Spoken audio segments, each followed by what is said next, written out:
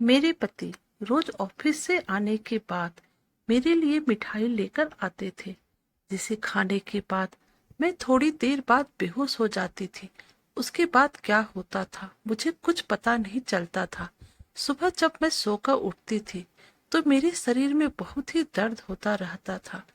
मैं समझ नहीं पा रही थी कि मेरे साथ क्या हो रहा है, और मैं अपने पति को कुछ कह भी नहीं सकती थी, क्योंकि मुझे उन पर पूरा विश्वास था। परंतु एक दिन मैंने यह रात जानने के लिए मिठाई फेंक दी और ऐसे ही आंखें बंद कर कर लेट गई। मेरे पति को लगा कि मैं सो गई हूँ, और फिर मैंने देखा कि रात के 12 बजे मेरे पति के हाथों में कुछ तो है और वह घर से बाहर जा रहे हैं। लाइट ऑफ होने के कारण मैं सही से नहीं देख पा रही थी कि उनके हाथों में क्या है। उनके गेट से बाहर जाने के बाद चुपके से मैं बेड से उठी और उनके पीछे पीछे चलने लगी। थोड़ी ही दूर जाने के बाद मेरे पति एक घर के दरवाजे पर खड़े होकर डोरबेल बजाने लगे। मैं आश्चर्यचकित होकर यह सब देख रही थी। तभी एक खूबसूरत सी औरत सूट पहन और हल्का सा मेकअप लगाकर आई। यह सब देखकर मुझे जोर का झटका लगा। मुझको समझ में नहीं आ रहा था कि मैं क्या करूं। मुझे अपने आंखों पर यकीन नहीं हो रहा था। फिर मैंने खुद को संभाला और मैंने देखा कि मेरे पति उस घर के अंदर गए, और तभी घर का दरवाजा बंद हो गया। मुझे समझ नहीं आ रहा था कि सब हो क्या रहा है, घर के अंदर क्या चल रहा है। यह जानने के लिए मैं उतावली हो रही थी। तभी मुझे दरवाजे पर एक छेद दिखा, जिसमें मैं अपनी नजरें गड़ा दी, और अंदर का दृश्य देखकर मैं अचंभित थी।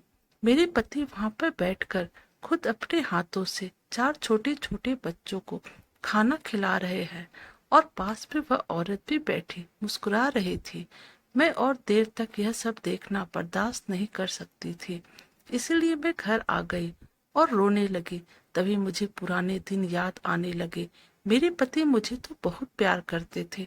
मैंने लव मैरिज शादी की थी, तो फिर यह क्या है? मेरे प्यार में क्या कमी रह गई जो उन्होंने ऐसा किया? और मैं भी तरह तरह की बातें सोचने लगी। कुछ देर बाद मेरे पति आए, लेकिन मैंने उनसे कुछ नहीं कहा। चुपचाप आंखें बंद करके लेटी रही। अगले दिन फिर वह बाजार से मिठाई लेकर आए, तो मैं नहीं खाई। मिठाई को फेंक दी और चुपचाप लेट गई।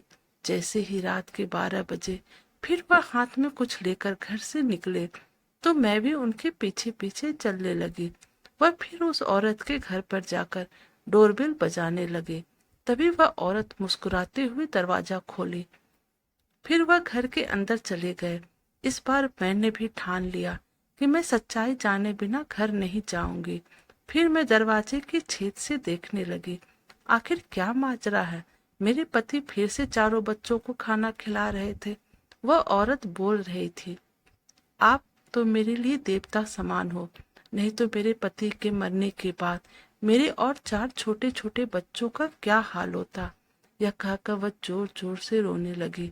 फिर मेरे पति ने उसे चुप कराते हुए कहा, आपका पति मेरा बहुत अच्छा दोस्त था, और उसने अंतिम समय में मेरे से कहा था कि दोस्त मेरे बच्चों को देखना, और अभी आपके पास खाने के लिए कुछ भी नहीं है और ना ही पैसा है, तो मैं आपके लिए छोटा सा काम कर रहा हूँ, बस आपको खाना दे रहा हूँ, और मुझे लगता है यह सब करने में मुझे कोई परेशानी नहीं है।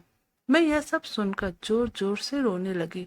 मेरी रोने की आवाज सुनकर मेरे पति ने गेट खोला।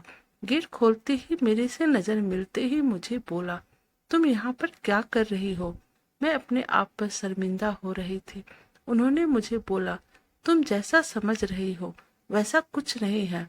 मैं उनसे रोते हुए कहा, मैंने ने सब सुन लिया है, आपको बताने की जरूरत नहीं है। आपने मुझे यह सब क्यों नहीं बताया?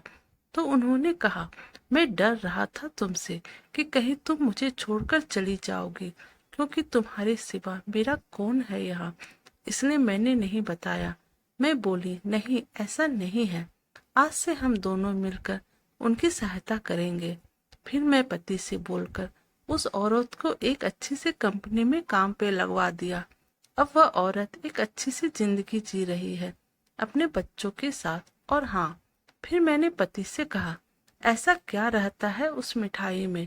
उन्होंने बोला, तुम्हें नींद की समस्या है और डॉक्टर ने जो दवा दी है वह तुमको अच्छी नहीं लगती है, इसलिए मैं मिठाई वालों से दवा लेकर मिठाई बनाने को कहता हूँ, जिससे तुम खा लो और तुम्हें पता भी नहीं चले और नींद भी आ जाए। पति की यह बातें सुनने के बाद मुझे रहा नहीं गया और मैंने झट से पति को प्यार से गले लगाते हुए कहा, आपके जैसे पति पाकर मैं धन्य हो गई। तो दोस्तों, आपको हमारी कहानी कैसी लगी?